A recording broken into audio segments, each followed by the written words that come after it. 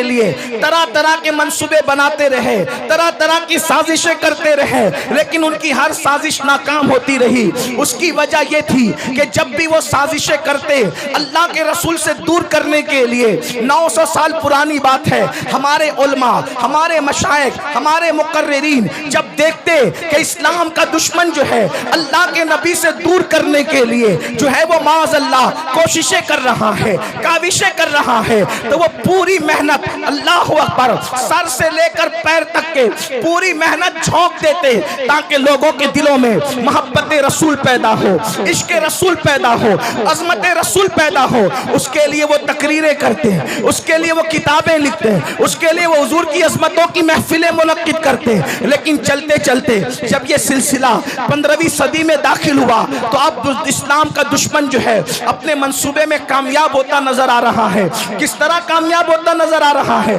पहले उसने ये किया कि रसूलुल्लाह से रोकने के लिए स्पीकर तैयार किए ताकि वो अलग अलग अंदाज से नबी की शान में तौहीन करे, नबी की शान में गुस्ताखी करे, हुजूर पर एतराज करे। लेकिन अल्लाह अकबर, जब वो कामयाब न हो सके तो उन्होंने क्या किया? फिल्में बनाई। और फिल्में इसलिए बनाई ताकि मुसलमान जितनी देर तक फिल्म देखेगा उतनी देर तक अपने नबी के जिक्र से दूर रहेगा। उन्होंने केबल ईजाद किया। मुसलमान जितनी देर तक के केबलों में मसरूफ रहेगा उतना अपने नबी से दूर रहेगा। उन लोगों ने गाने, एक से खूबसूरत गाने ईजाद किए कि जितनी देर तक मुसलमान गाने सुनता रहेगा, गाने गाता रहेगा, अपने आका के जुल्फ और रुखसार के तस्करे से दूर रहेगा। अल्लाह अकबर। उन्होंने हमारे दरमियान, अल्लाह अकबर, 15वीं सदी आते आते गंदी फिल्में ईजाद कर दी। और ये तो इतनी खतरनाक है, इंटरनेट का ये जंगल इतना भयानक और खतरनाक है, इससे शायद ही कोई बच सकता है, बल्कि वही बच सकता है जिसको अल्लाह बचा ले। मेरे प्यारे आका रिसलात व तस्लीम के प्यारे दीवानों, यहाँ हजारों आशिकाने रसूल कहलाने वालों का मजमा है। मैं आपसे पूछना चाहता हूँ, थोड़ा अपने आप में डूब करके सोचो। ऐ मेरी कौम के जवानों, अपने आप में डूब कर सोचो। बताओ, हम 24 घंटे में कितना घंटा रसूलुल्लाह का जिक्र करते हैं, कितना घंटा हुजूर को याद करते हैं, कितना घंटा हुजूर का तस्करा करते हैं। अल्लाह अकबर। हमारी हालत तो ये है कि अल्लाह अल्लाह, हमने फेसबुक पर घंटों लगा दिए हैं, लेकिन घंटों हम अपने नबी का जिक्र नहीं कर पाते। हम गानों में बहुत बड़ा वक्त लगा देते हैं, लेकिन उतना वक्त रसूलुल्लाह के जिक्र में नहीं लगा पाते।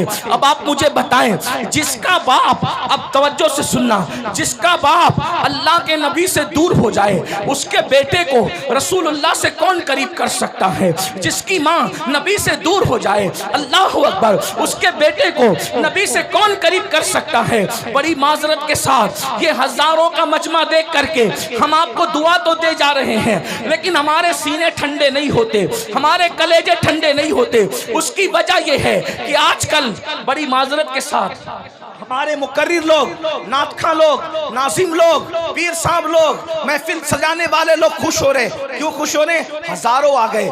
मैं कहता हूं भाइयों, ये लोग दिल बहलाने आए, ज्यादातर लोग दिल बहलाने आए हैं।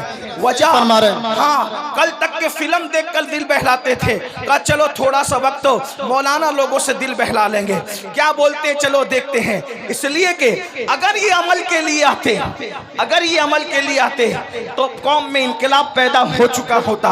इसलिए कि रोजाना जलसे हो रहे हैं, रोजाना तकरीर हो रही है, मुकर्रिर लोग तकरीर करते करते बेचारे इंतकाल कर जा रहे हैं, लेकिन कौम है कि बदलने का नाम नहीं लेती। लेकिन मुझे उम्मीद है हम मायूस नहीं हैं, नहीं इकबाल मायूस अपनी किश्ते वीरा से, नहीं इकबाल मायूस अपनी किश्ते वीरा से। जरा नम हो तो ये मट्टी बड़ी जरखेज है साकी।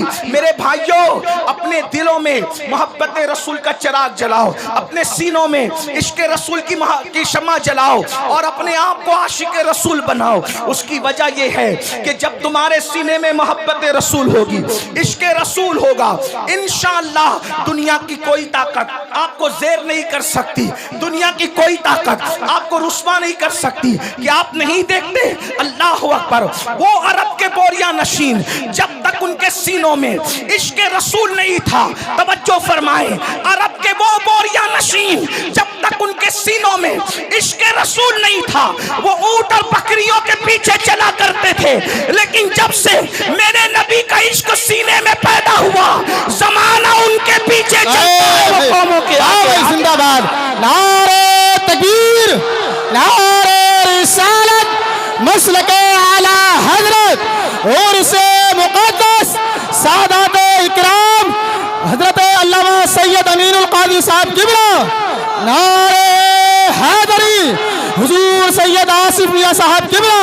वाह भाई, बहुत अच्छा भाई, जिंदाबाद, माशाअल्लाह। ऊंटों और बकरियों के पीछे चलने वाले जिन्होंने पूरी पूरी जिंदगियां ऊंट और बकरियों के पीछे चलते हुए गुजार दिया, जब नबी का इश्क सीने में आया तो पूरी दुनिया उनके पीछे पीछे चलती रही और वो जमाने के आगे आगे चलते रहे। अरब की तारीख ने बता दिया, अगर दुनिया को पीछे चलाना है तो आमिना के लाल की मोहब्बत को सीने में पैदा करो।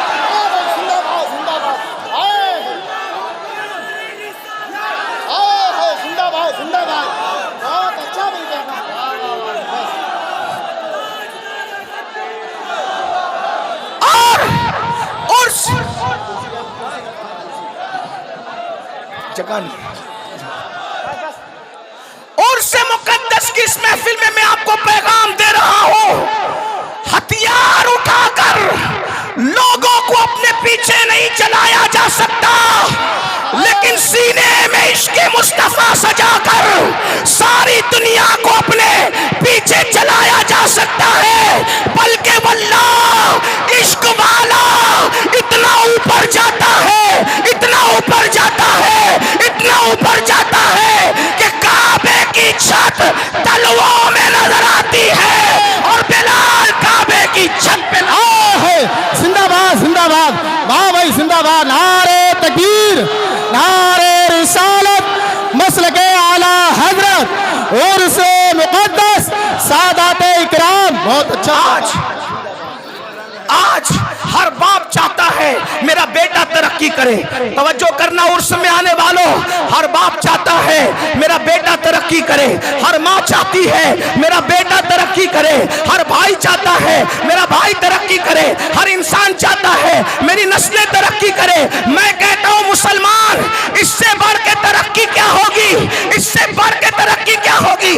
अरे ज्यादा से ज्यादा तरक्की यही हो सकती है ना कि कोई बादशाह बन जाए, कोई वजीर बन जाए, लेकिन इससे बढ़ के तरक्की क्या होगी कि काबा तलवों के नीचे है और आशिक काबेतुल्लाह के ऊपर है। और वो भी किसको तवज्जो फरमाए, सारे गोरे चिट्टे अरब वाले जमीन पे खड़े हैं, सारे गोरे चिट्टे अरब वाले जमीन पे खड़े हैं, लेकिन वो बिलाल हबशी जिसका रंग काबतुल्लाह के गिलाफ का जलवा लेकर के है, जिसका रंग काबतुल्लाह के गिलाफ का जलवा लेकर के है, वो सरकार बिलाल हबशी रदी अल्लाह तबारक व तआला अन्हु अल्लाह अल्लाह काबे की छत के ऊपर खड़े होकर के अजान पढ़ रहे हैं, अजान। और आप जानते हैं मेरे भाइयों, जब बिलाल ने अजान पढ़ना शुरू किया तो कुछ लोगों ने ये कहा, क्या माज़अल्लाह मोहम्मद को कोई और न मिला था अजान दिलवाने के लिए? बल्कि एक शख्स ने तो ये कह दिया, देखो नकल कुफ्र कुफ्र न बाशद। एक शख्स ने ये कहा कि देखो इस काले कौवे को कि ये काबेतुल्लाह की छत पे है, लेकिन मुसलमानों जरा गौर करो, जरा सोचो, काबे की छत पे खड़ा करके रसूलुल्लाह ने बिलाल का इम्तिहान लिया। अच्छा, माशाल्लाह, इनकलाब, अल्लाह, आप लोग अब मान जाए, ठीक है हजरत को, ठीक है आप लोग बैठ जाइए। सज्जादा नसीर साहब कुछ कह रहे हैं, इनकी मान लो, प्रोग्राम फिलअप कर लो यार। बैठ जाओ, बैठ जाओ। अरे तकरीर सुनना है, बैठ जाओ। जहाँ पर वो वहीं बैठ जाओ, क्या कर रहे हैं? बहुत जगह, इधर बहुत जगह है। आपको देखना चाहते। अरे भैया बैठ जाओ। सज्जादा नसीर साहब ये गुजारिश कर रहे हैं, बैठ जाओ, तकरीर होने दो ठीक से यार। सुन भाई, ऐसे ही सुन लो, मगर सुन तो लो।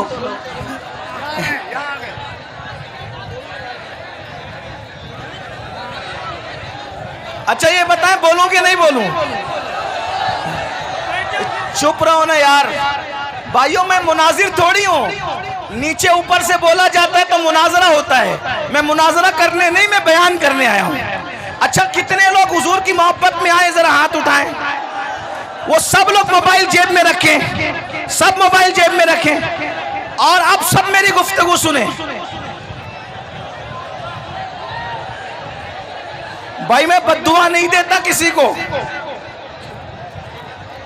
मैं किसी को बद्दुआ नहीं देता, लेकिन अगर आप सुन लें, जबान से नहीं निकली, दिल बेचैन हो गया तो प्रॉब्लम में आ जाओगे। इसलिए थोड़ा सा ख्याल करो। दुरूद शरीफ पढ़ो, बुलंद आवाज से दुरूद शरीफ पढ़ो, आशिकों की तरह दुरूद शरीफ पढ़ो। ये डंडे वाले लोग डंडा रखें। एक बात बताऊं, अगर मजमे को देखना है कि वो मेरी बात कैसे मानते हैं, डंडा रखें, सब लोग डंडा रखें। मुझे अपनी कौम पे एतमाद है, मेरी कौम मेरी बात मानती है। एक सेकंड में अगर ये कौम चुप ना हुई, एक सेकंड में, आज के बाद तकरीर करना छोड़ दूंगा। देख लो मेरी कौम का इम्तिहान। अब स्टेज वाले आप नहीं बोले ना भाई, कोई कुछ नहीं बोले, सबके लिए। अब एक सेकंड बताओ तो आप मेरी बात मानते हो कि नहीं? कितने कुछ नहीं बोल, चुप रहो ताकि सब सन्नाटा, ये यूट्यूब पे देखने वाले सन्ना बैठे नहीं, जगह नहीं है मुझे पता है, खड़े खड़े सुने, लेकिन सन्नाटा एक सेकंड में करके बताए ताकि यूट्यूब पे पता चले कि हमारी बात लोग कितनी मानते हैं। देख लिया, ये मोहब्बत की ज़बान। हाँ, अब वो सब ऐसे ही रहेंगे। मैं भी खड़ा हूं, अब मेरी आदत टूट गई है खड़े होकर तकरीर करने की, कि मैं पहले खड़े होकर बोलता था, अब खड़े होकर बोलता हूं तो ज्यादा देर तक नहीं बोल पाता, लेकिन चले आपके लिए खड़ा रहता हूं। अब सुनिए, अब कोई कुछ बोलेगा, कोई कुछ बोलेगा, बोल तो रहे हो, अब नहीं बोलेंगे, बोलेंगे तो क्या बोलेंगे, बोलो क्या बोलेंगे। अब बात लंबी नहीं, बस 10-15 मिनट सुन लो, बस सुने। हर इंसान चाहता है मेरी औलाद तरक्की करे। इससे बड़ी कोई तरक्की है कि काबा तलमों के नीचे है और बिलाल काबे के ऊपर है। इससे बड़ी कोई तरक्की है? और उसके बाद अब जरा गौर से सुनना, तवज्जो से, बहुत ध्यान से, बहुत ध्यान से। बहुत कीमती पॉइंट आ गया, हो सकता मैं इसी पे बात खत्म कर दूं। बहुत कीमती पॉइंट आ गया, तवज्जो से सुनना। अहले मिंबर की भी दुआएं चाहता हूं, मालूमात में इजाफा नहीं कर सकूंगा लेकिन दुआ चाहता हूं। बिलाल को काबे की छत पे खड़ा करके रसूलुल्लाह ने इम्तिहान लिया। इम्तिहान, बिलाल इतनी तरक्की करके तू नबी को भूलता है या याद रखता है?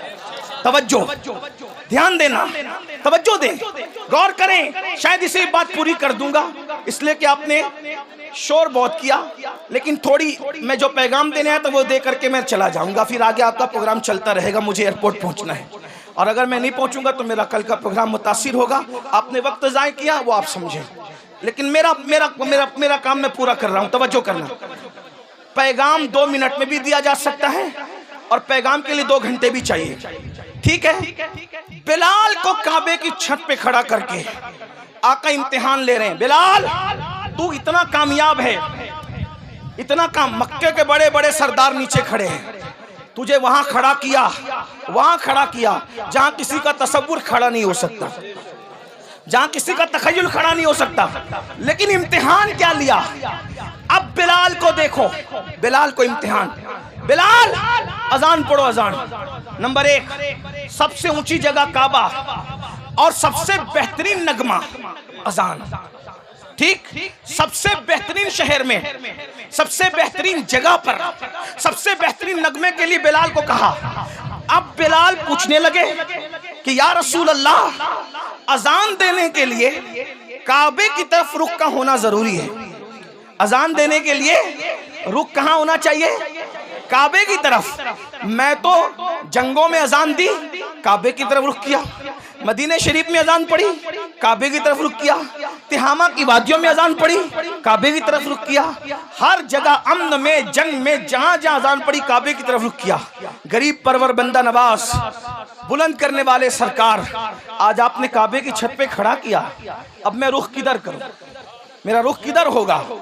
हुजूर ने इम्तिहान लिया, तेरा दिल जिधर चाहे। बेनियाज रसूल ने, बेनियाज खुदा के बेनियाज महबूब ने, जो सिर्फ खुदा का नियाजमंद है, बाकी किसी का नियाजमंद नहीं। और बिलाल, तेरा दिल जिधर चाहे उधर रुख कर ले, आज तेरे अजान पढ़ दे। बिलाल ने कहा, अब किधर क्या रुख करना, अब किधर और क्या रुख करूं? इतनी तरक्की मिल गई है तो जिसके सदक़े में तरक्की मिली है, रुख तो उधर ही होगा, रुख तो उधर ही होगा।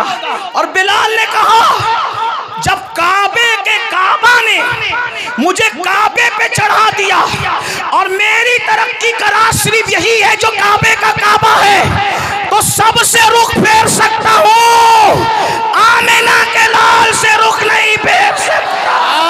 वाह भाई, जिंदाबाद जिंदाबाद।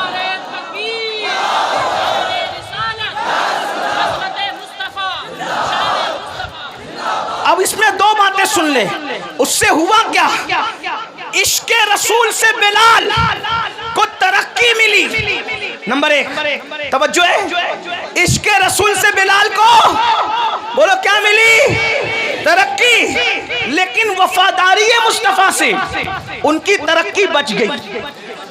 अगर कहीं और रुख फेर लेते तो बात फिर कुछ और हो जाती, और जो होती वो होती जब वो बयान होती, लेकिन ये हुआ नहीं। तो जो हुआ नहीं उसको बयान करना नहीं है। बिलाल का रुख किधर रहा? बोलो किधर रहा? बोले किधर रहा?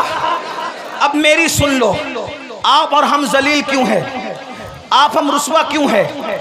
आप हम बर्बाद क्यों हैं? आप हम तबाह क्यों हैं?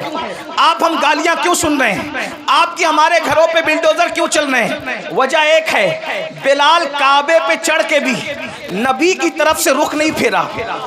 बिलाल काबे पे चढ़ के भी नबी की तरफ से रुख नहीं फेरा। और तुम डॉक्टर बनने के बाद नबी से रुख फेर लिए, इंजीनियर बनने के बाद नबी से रुख फेर लिया, मालदार बनने के बाद नबी से रुख फेर लिया, 3 टाइम का अच्छा खाना खाने के बाद नबी से रुख फेर लिया, कीमती कपड़े पहनने के बाद नबी से रुख फेर लिया।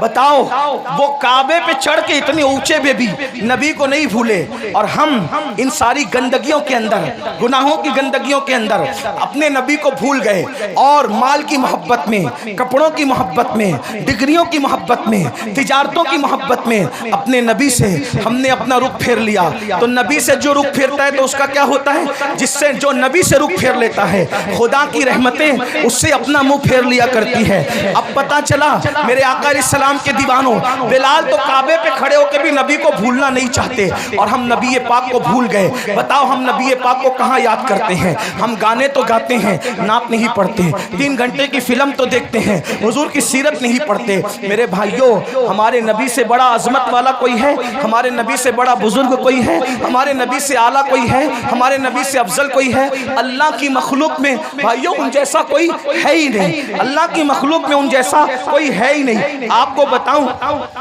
ये सारे नबी नबी होकर भी हमारे नबी के उम्मती है। सारे नबी होकर भी हमारे नबी के उम्मती है। और साथ में क्या? जो उम्मती जो निस्बत उम्मती को नबी से हुआ करती है, जो निस्बत उम्मती को नबी से हुआ करती है, वो निस्बत सारे नबियों को मेरे नबी से है। यानी सारे उम्मती किसके नियाजमंद होते हैं? अपने नबी के। तो ये सारे अंबिया जो हैं वो किसके नियाजमंद हैं? मेरे नबी के। बल्कि जमीन के ऊपर ही नहीं, मैदान महशर में भी सबको अगर नियाजमंदी की तमन्ना होगी तो रसूलुल्लाह की निगाह रहमत की तमन्ना होगी। मेरे इमाम तो ये कहते हैं, उस दिन खलील भी तमन्ना कर रहे होंगे कि काश ये आमिना के लाल की नजर मुझ पर पड़ जाए। और मेरे इमाम यूं कहते हैं, वो जहन्नम में गया जो उनसे मुस्तगनी हुआ, वो जहन्नम में गया जो उनसे मुस्तगनी हुआ। ऐ खलीलुल्लाह को हाजत रसूलुल्लाह की, बस पैगाम यही देना था। आज हम रसूलुल्लाह से दूर हुए हैं, रुसवाई का सबब यही है, जिल्लत का सबब यही है। हमारे बच्चे, उनका ईमान और अकीदा हम महफूज ना रख सकेंगे अगर हम हुजूर से लोगों को जोड़ने में नाकाम रहे। मेरे भाइयों, इसलिए इस उर्स का पैगाम यह है, अपने बच्चों के सीनों में इश्क़ रसूल पैदा करो। खुद के सीनों में पैदा होगा तो बच्चों के सीने में, माएँ और बहनें मौजूद हैं, अपने बच्चों के सीने में इश्क रसूल पर। और कैसा इश्क रसूल, अगर आप सुनने के लिए मूड में हैं तो मैं एक बात आपको सुनाऊं। कैसा इश्क रसूल? हमारा इश्क रसूल ये है कि अगर अस्सलातु खैरुम मिनन नौम बोलकर हमें मस्जिद बुलाया जाए तो इश्क रसूल हमारा इतना कमजोर है कि हमारा इश्क हमें मोहल्ले की मस्जिद में भी नहीं ले जाता।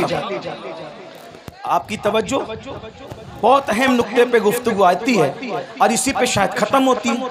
आपने सुनने के लिए हिम्मत दिखाई तो मैं भी कुछ बोलने के लिए हिम्मत दिखा रहा हूँ, वरना मैं तो खत्म ही कर रहा था। तवज्जो है आपकी। अजान की आवाज सुनकर जो मोहल्ले की मस्जिद तक ना ले जा सके, इतना कमजोर इश्क, फिर वो जन्नत में क्या ले जा सके? असल में इश्क कमजोर नहीं होता, आशिक कमजोर होता। हाँ, जो इतना कमजोर आशिक हो कि वो अजान की आवाज सुन के मोहल्ले की मस्जिद तक न जा सके, वो कभी भी जन्नत तक उसका इश्क उसको नहीं ले जाएगा।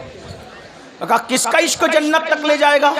मैंने कहा वो जो नबी की आवाज को सुनकर, नबी की आवाज तो नबी की आवाज है, बल्कि नबी जिसको मुकर्रर कर दे आवाज देने के लिए, वो उस आवाज को सुनकर पहली रात की दुल्हन को छोड़कर मस्जिद नहीं आता, बल्कि सर कटाने के लिए मैदान में आ जाता है। देख रहे हैं?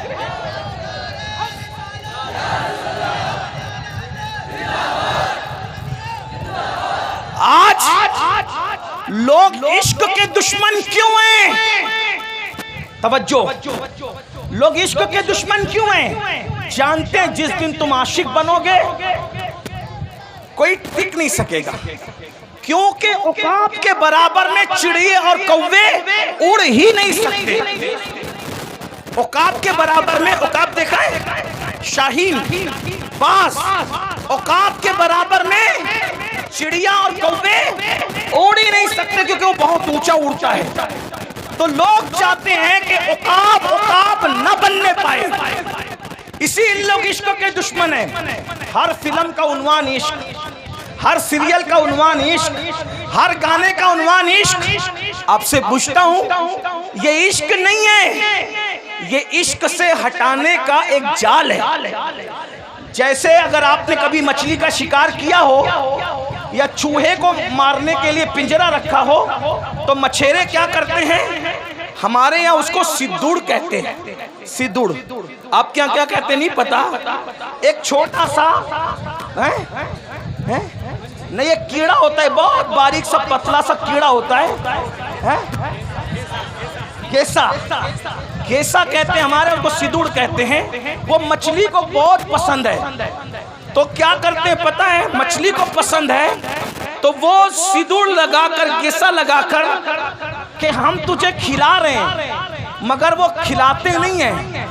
उसके पीछे एक नोकीला वो होता है, हाँ, वो आता है चारा खाने, मछलियां आती है चारा खाने, लेकिन उसके हलक में वो कांटा फंसता है और मछली से हमेशा के लिए दरिया छूट जाता है। यही है ना, बहुत कीमती बात है। जाय करना है, आप जाय करो टांडा वालों, आपकी मर्जी है। हम जैसे फकीर बहुत दिनों तक आपको इस तरह जगा न सकेंगे, इसलिए कि जिंदगी का भरोसा क्या है, कौन रहे कितने दिन। लेकिन याद रखना, हम रहे न रहे, हमारी ये सदाए बाज़गश्त तुम्हें कयामत तक बेचैन और मुस्तरिब करती रहेगी। तो तरीका क्या है? वो घेसा लगा करके कांटा चुबाया जाता है और हमेशा के लिए मछली से दरिया छुड़वा दिया जाता है। और बताओ, जब मछली दरिया से दूर हो जाती है, वो तो आई थी खाने के लिए, क्या जिंदा रह पाती है? क्या इज्जत से रह पाती है? अरे जब तक दरिया में थी, दरिया की रानी थी मछली, जब तक दरिया में थी, दरिया की रानी थी, दरिया उसकी मिल्कियत थी, वो दरिया काजिम सरमाया थी, उसका कोई कुछ बिगाड़ नहीं सकता था। लेकिन वो बुरा और घिसे का उसके लालच में आई, कांटा चुभा, अब तड़प रही है। पहला काम दरिया छूटने पर तड़प रही है, दूसरा काम मर गई है, तीसरा काम बाजार में बेची गई है, चौथा काम जलील उसको खरीद रहे हैं। तवज्जो करें, मछली ने एक काम किया, दरिया छूटा, किसकी लालच में? हिस्से की लालच में। दरिया छूटा, मरी, जलीलों के रुस्वाओं के हाथों बिकी, बिकने के बाद छुरे से कटी, कटने के बाद टुकड़े टुकड़े हुई, टुकड़े टुकड़े होने के बाद जली, जलने के बाद हर नापाक और पाक के मुंह में आई और दांतों तले पिसी, और पिसने के बाद पेट में गई। अब मेरी ज़बान अदब खामोश है, लेकिन कहूंगा जरूर अगर समझ सको तो। जब पेट में गई तो नापाकी बनी। ये मेरे दिल का दर्द है, कोई समझ सकता है तो समझ ले, इस पे बात पूरी कर दूंगा। तवज्जो, बहुत तवज्जो, बहुत तवज्जो। जल की रानी मछली, मलकाए दरिया, गंदगी और फुजले में बदली कैसे? कैसे बदली? उसके बुरे दिन कैसे आए अच्छे दिन की बजाय? तवज्जो, अच्छे दिन की बजाय मछली के बुरे। कहां तो वो दरिया की रानी थी, कोई उसको कुछ कर नहीं सकता था। बोलो काम किसने बिगाड़ा?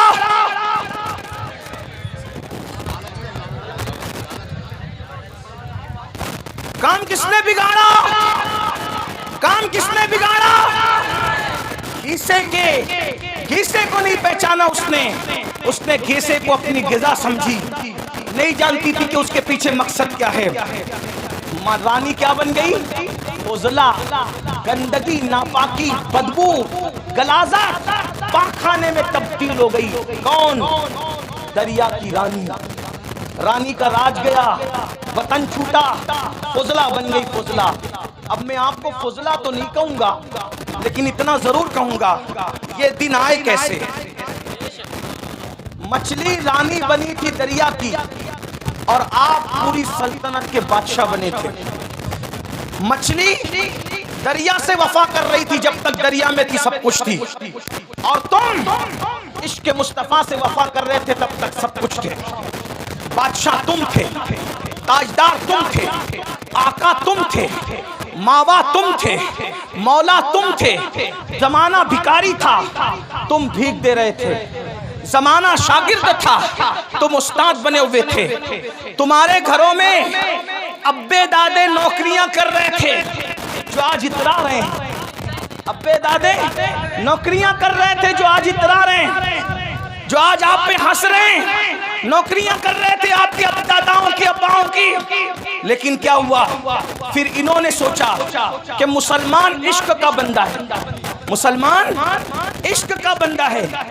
इश्क से हटाने के लिए इश्क का जाल बिछाया जाए। ठीक जैसे मछली को दरिया से निकालने का, अगर डायरेक्ट कांटा डालते तो निकाल पाते नहीं, तो डायरेक्ट अगर जिना, पाप, जुआ और शराब का कांटा डालते, कोई मुसलमान नहीं जाता। मुझे यकीन है मेरी कौम कितनी भी नीचे सतह पे चली जाए, वो कभी नबी के गद्दार नहीं हो सकते।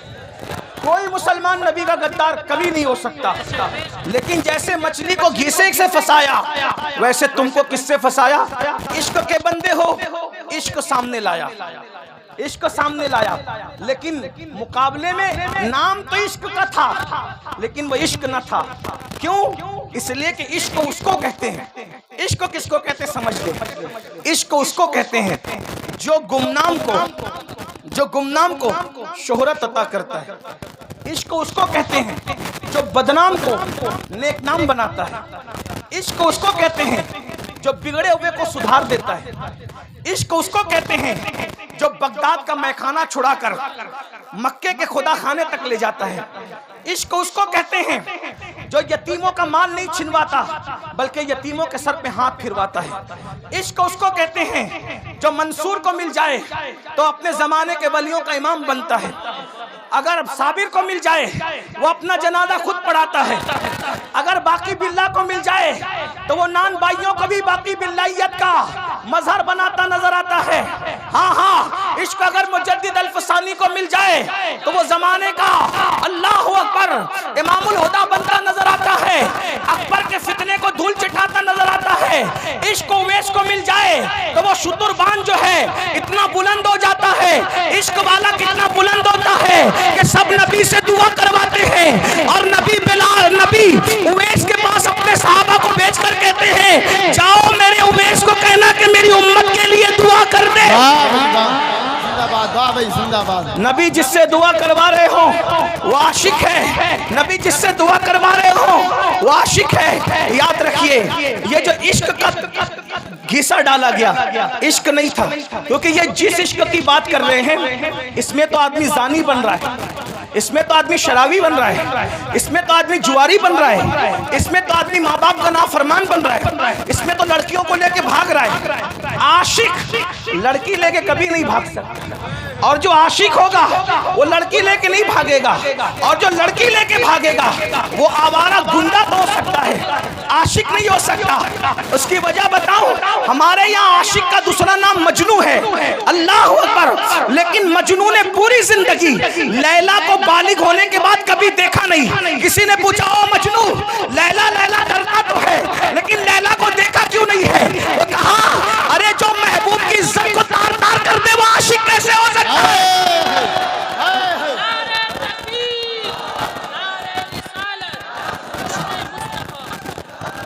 मैं तो नजर के डर से देखी न आंख भर है, मैं तो नजर, तो ये इश्क के नाम पे गुंडागर्दी फैलाई जा रही है, इश्क के नाम पे जिना फैलाया जा रहा है, इश्क के नाम पे दहशतगर्दी फैलाई जा रही है, इश्क के नाम पे चोरी डकैती गाली माँ बाप की नाफरमानी, लड़कियों की आबरू पे हमला।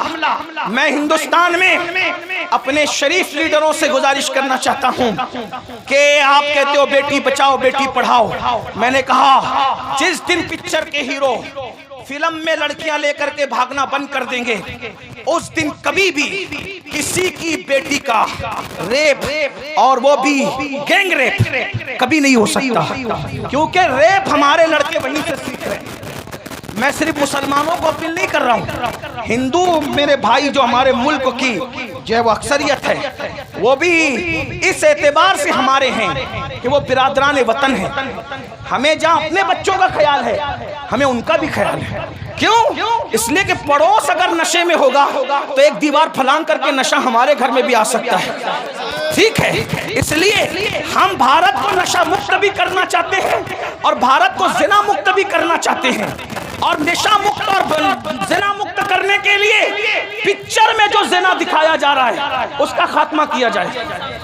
शराब जो दिखाया जा रहा है कि एक हीरो, आप ही लोगों से सुनते हैं, आप ही आके सुनाते हैं, एक हीरो मोहब्बत में नाकाम होता है, फिर वो सोचता है करूं क्या, दोस्तों के पास बैठता है, बैठ के कहता है यार बता करूं क्या, वो कहता है छोड़ यार, जब सबने गद्दारी की तो हमें नशे से मोहब्बत करना चाहिए। फिर वो नशेड़ी बन जाता है, नशा करने लगता है, नशा करते करते फिर वो चोर भी हो जाता है, वो कातिल भी हो जाता है, माँ का मर्डर करता है, दोस्तों का मर्डर करता है। ये कहां से सीख रहे हैं बच्चे? ये बच्चे कहां से सीख रहे हैं? एक बात मैं बताऊं, ये तुम्हारा फिल्मों का इश्क है। अब जरा तवज्जो से सुन ले, ये तुम्हारा फिल्मों का इश्क है जो अच्छे बच्चों को नशेड़ी बना रहा है। मैं अपने बच्चों से कहता हूं, ओ मेरी कौम के भोले भाले बच्चों, तुम इश्क उससे करते ही क्यों हो जो गद्दारी करे? इश्क उससे करते ही क्यों हो जो गद्दारी करे? जो गद्दार हो वो महबूब नहीं हो सकता, और जो महबूब हो वो गद्दार नहीं हो सकता। इसीलिए हम शफकत सब पे करते हैं, ताल्लुकात सबसे रखते हैं, दोस्ती सबसे करते हैं, लेकिन महबूब हमने सिर्फ एक ही को बना रखा है, एक ही को, और वो सिर्फ वफादार नहीं है बल्कि वो तो जाने वफा है, वो तो शाने वफा है। हमारा महबूब ऐसा जाने वफा है कि जहाँ बाप नहीं आएगा, बाप साथ छोड़ के भाग जाएगा, उस कब्र के अंदर हमारा महबूब तशरीफ लाए। भाई जिंदाबाद।